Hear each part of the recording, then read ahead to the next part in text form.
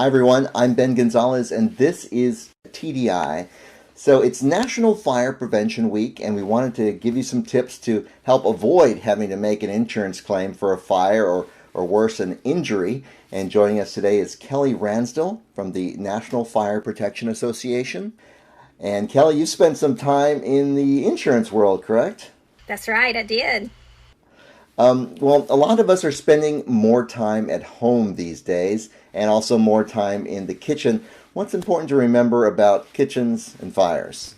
Well, COVID has certainly made a lot of us start cooking more. With that, this year's theme is right on the money, and that is Serve Up Fire Safety in the Kitchen focuses on how we can keep you safe now and into the future, as we are all uncertain how long this is going to go on. Unfortunately, cooking is the #1 cause of home fires, and what we find is that unintended cooking, and that is we are all multitasking between school and work. It certainly has amplified this, but we have put together a campaign that helps people stay safe. Senior adults have the highest risk. And then something interesting is that if you have an electric cooktop, you're more likely to have a fire, more likely to have a fire death, and more likely to be injured in your home. And those are in the majority of homes. So we want to make sure the message gets out. Wow, that's completely opposite of what I would think. You'd think with the gas flames there'd be more chance of fire, but why is that about the electricity?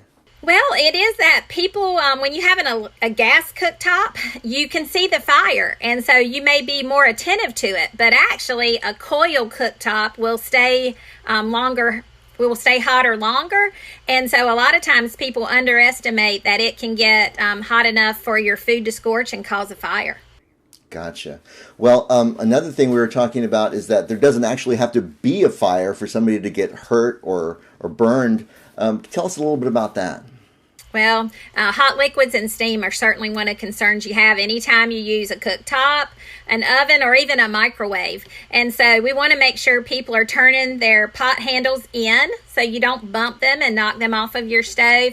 Also, if you use a microwave to cook, they cook from the inside out. And so making sure that you stir things before you actually consume it, letting it cool, and be aware of it. And then also, if you have some countertop appliances, whether it's a coffee pot, a toaster oven, making sure that those cords are not off the edge of the counter, because you can actually bump them and they can fall on you or fall on someone else in your home. Okay, perfect. And tell us a little bit about the 3-foot rule. Is that for kids, or is there other things involved in that 3-foot rule? Well, a 3-foot rule is for kids, it's for pets, and the reason is that for me. Yeah, for anyone, unless you're cooking, of course. Grills are also one of the things, and I know Texas loves their barbecue. And I'm in North Carolina, and we certainly like ours too, but nothing like Texas. But those grills, you grill all year long. And so making sure you have a 3-foot zone around it for kids and pets keeps them safe. But especially since a lot of people have fur babies, making sure that you're not leaving things on your cooktop after you finish cooking, because the sense of smell that a pet has is so much more intense than humans that they can actually go up and try to get like bacon grease off the stove, which can burn them, but also could start a fire or turn your oven on. So all of those are great things to keep you safe. Also with fire pits, people are doing a lot more things outside, so making sure you have a safe distance so if someone were to trip, they wouldn't fall into something that could burn them. Yeah, actually, as it gets a little cooler, hopefully soon, we'll actually be spending more time outside. So we got to keep those fire safety rules from the kitchen and bring them outside too, huh? Well, another thing besides barbecue, we like to fry a lot, and oil seems to be one of those things that can go from smoke to flames really in an instant. What's important to remember about frying and fires? Yeah, so I love our fried okra and hush puppies like the next person, but we of course have to be safe, and that is that anytime you fry, making sure that you have a lid that fits the pot firmly close by. In the event that you were to have a grease fire, it's always important to keep that lid close by and slide it on top of the pot and turn the heat off What we don't want people doing is we don't want you actually using a fire extinguisher on a grease fire because it can actually spread the fire.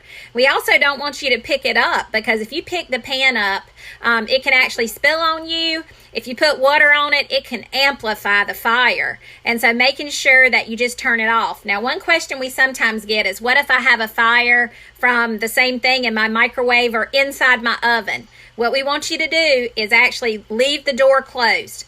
Turn it off, if that means unplugging it for a microwave if you can access it, but just let it turn off. And then call your fire department to have it checked because you may have an electrical issue or a fire that may have occurred in it. So like splashing a pan of water onto a fire will just spread that around, correct? Yeah, they say water and oil don't mix. Well, that's true. They're going to polarize each other. And so what happens is it can actually amplify it and it will actually make that fire bigger. Okay. Well, let's talk about one thing that's outside the kitchen. What did you want to remind everybody of? Well, having working smoke alarms, I can never emphasize that enough, and that is having enough in your home to give you warning. You have less than 2 minutes if you have a home fire. So one is making sure you have working smoke alarms. You want to test them monthly, make sure that they activate.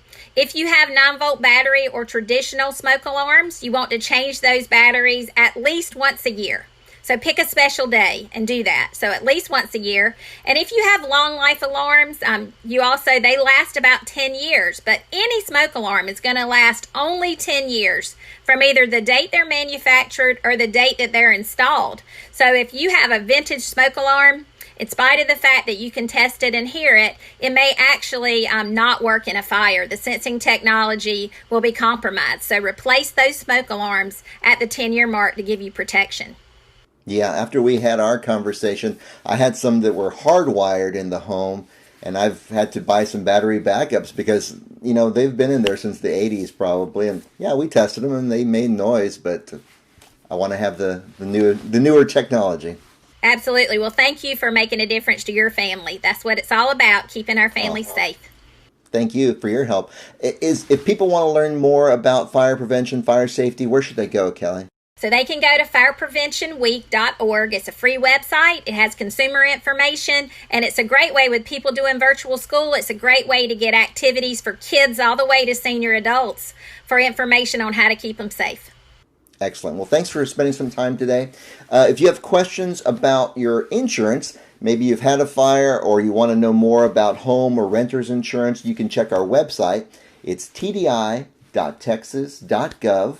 Or you can call our helpline, which is 1-800-252-3439. So for Kelly Ransdell, I'm Ben Gonzalez. This is TDI.